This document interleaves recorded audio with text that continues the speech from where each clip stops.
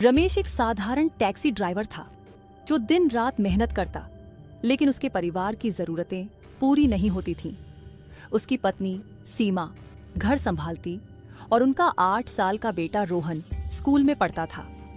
रोहन पढ़ाई में बहुत होशियार था, लेकिन स्कूल की फीस न भर पाने के कारण उसे बार बार स्कूल से निकालने की धमकी मिलती थी। रमेश इस बात को लेकर बहुत परेशान रहता। एक रात सीमा ने उससे कहा, रोहन की स्कूल से आज फिर नोटिस आया है, फीस नहीं भरी तो वे उसे निकाल देंगे, तुम कुछ क्यों नहीं करते? रमेश ने दुखी होकर जवाब दिया, मैं क्या करूं सीमा, दिन रात गाड़ी चलाकर भी पैसे पूरे नहीं हो रहे। अगले दिन रमेश ने तय किया कि वह ज्यादा सवारी ढूंढेगा और हर हाल में पैसे कमाएगा। उस रात रमेश अपनी टैक्सी लेकर सुनसान रास्ते से गुजर रहा था। तभी उसने सड़क किनारे एक बुजुर्ग साधु को देखा। साधु ने उससे मदद मांगी और कहा, बेटा मुझे 2 किलोमीटर आगे छोड़ दो, मैं बहुत थक चुका हूँ। रमेश ने पूछा, बाबा आपके पास पैसे हैं? मेरी हालत बहुत खराब है, मुझे अपने बेटे की स्कूल फीस भरनी है। साधु ने मुस्कुराते हुए कहा, मेरे पास पैसे तो नहीं है, लेकिन मैं तुम्हारी जिंदगी बदल सकता हूँ। अगर तुम अमावस्या की रात श्मशान घाट में मुझसे मिलो तो तुम्हारी सारी परेशानियां खत्म हो जाएंगी। रमेश को यह बात अजीब लगी, लेकिन उसने सोचा कि उसकी हालत में और बुरा क्या हो सकता है। उसने हामी भर दी। अमावस्या की रात रमेश श्मशान घाट पहुंचा। वहां का माहौल भयावह था। साधु पहले से वहां मौजूद थे। साधु ने रमेश से कहा, आज तुम्हारी किस्मत बदलने का समय आ गया है, लेकिन तुम्हें कर्ण पिशाचिनी की सिद्धि करनी होगी। साधु ने रमेश को एक हड्डियों की माला दी और मंत्र जाप शुरू किया। कुछ देर बाद एक अजीब सी हवा चलने लगी और श्मशान में एक भयानक आकृति प्रकट हुई। यह कर्ण पिशाचिनी थी। लंबे बाल, लाल जलती हुई आंखें और डरावना चेहरा। कर्ण पिशाचिनी ने डरावनी आवाज में कहा, तुमने मुझे बुलाया है, लेकिन मेरी 3 शर्तें हैं। अगर तुमने इन्हें नहीं माना तो तुम्हारी मृत्यु निश्चित है। 1, तुम मेरी बात किसी से नहीं करोगे। 2, तुम मेरी हर बात मानोगे। 3, तुम सिर्फ मेरे साथ रहोगे। रमेश ने डरते डरते शर्तें मान ली। पिशाचिनी ने उसे अद्भुत शक्तियां दी।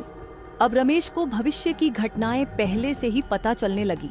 अगले दिन रमेश अपनी गाड़ी चला रहा था। एक एमएलए ने उससे रास्ता पूछा।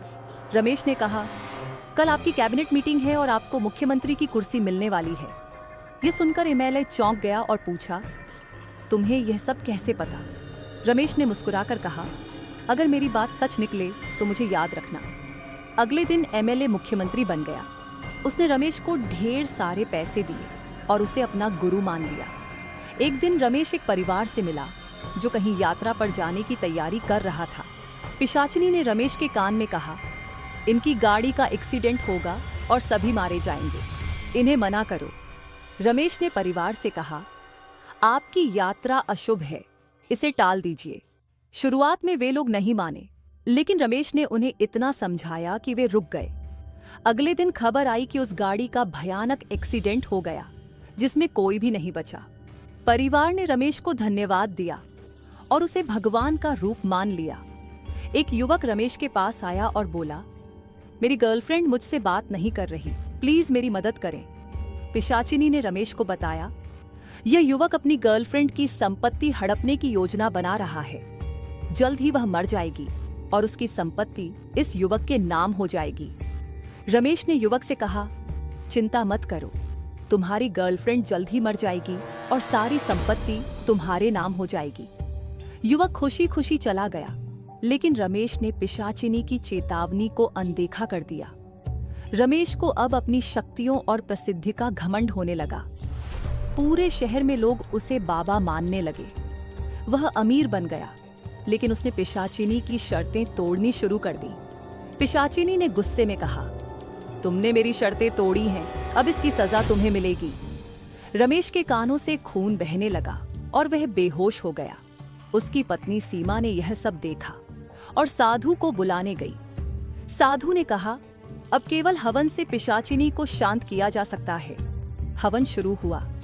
पिशाचिनी ने रमेश के बेटे रोहन का रूप धारण कर उसे चक्र से बाहर बुलाने की कोशिश की, लेकिन साधु ने रमेश को रोका। साधु ने पूरी ताकत से मंत्रों का जाप किया अंततः पिशाचिनी ने अपने असली रूप में आकर साधु को चुनौती दी। साधु ने अपनी शक्तियों से उसे वश में कर लिया और उसके लोक में भेज दिया। साधु ने रमेश से कहा, तुम्हारा घमंड ही तुम्हारी बर्बादी का कारण बनता। सच्चा सुख पैसे में नहीं, अपने परिवार और सच्चाई में है। रमेश ने अपनी गलती स्वीकार की और एक नई जिंदगी शुरू की। लालच, घमंड और शक्ति का दुरुपयोग हमेशा विनाश की ओर ले जाता है। सच्चा सुख अपने परिवार और ईमानदारी से जीने में है।